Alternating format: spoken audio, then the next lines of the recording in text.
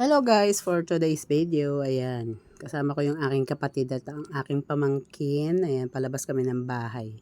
Pupunta kami dun sa aking mamets. At syempre, pag uwi ko ng bahay, sinamantala ko na walang tao.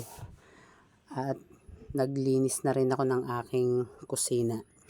Kasi yung mga hinugasan na plato, hindi pa natataob dun sa lagayan niya. Kaya kailangan ng ilagay dahil marami na rin siya. Umaapaw na rin yung planggana sa mga plato at baso. Ayan, pinupunasan ko muna siya guys kasi para hindi siya doon tumulo sa ano ba ang tawag nito?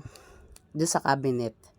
Ayan, kailangan punasan muna natin para hindi maipunan ng mga kiti-kiti. Ayan, kaya kailangan yan ang ano natin ngayon guys. Kailangan malinis para walang gaanong lamok. Dito nga sa loob namin medyo may mga lamok-lamok na rin siya. Hindi lang ako talaga makapag-spray at saka naubos na rin yung pang-spray ko. Dahil nandito kasi yung aking aso sa loob. Tsaka yung pusa. Kaya hindi rin ako makaano ng spray. May mga ano na rin siya yung medyo may mga yung maliliit na lamok. Yun ang ano. Tapos minsan may mga insekto na rin siya. Kaya kailangan ko na rin talaga mag-spray. At pag may budget nga bibili nga rin ako ng pang-spray. Dahil syempre ngayon wala pa tayong budget.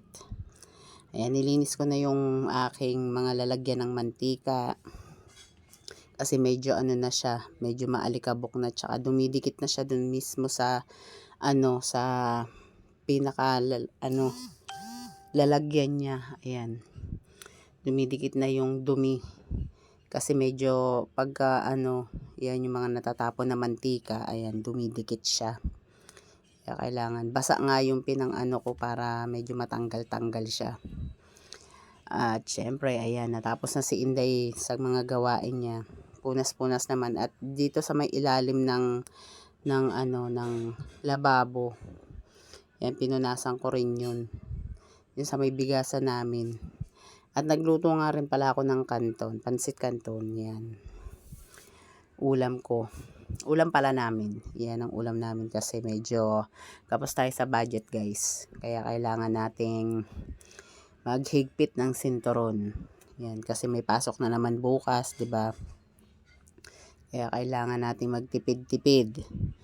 Yan, kasi nagbayaran din kami ng tubig, ilaw, internet, lahat nagsabay-sabay. Kaya kailangan tipid-tipid muna. Ayan, bagong luto yan guys. Tsaka masarap siya pag yung may sabaw-sabaw. Yan. Yan ang dyan. Para hindi siya yung dry. Kasi hindi masyadong masarap pagka dry. Thanks for watching guys.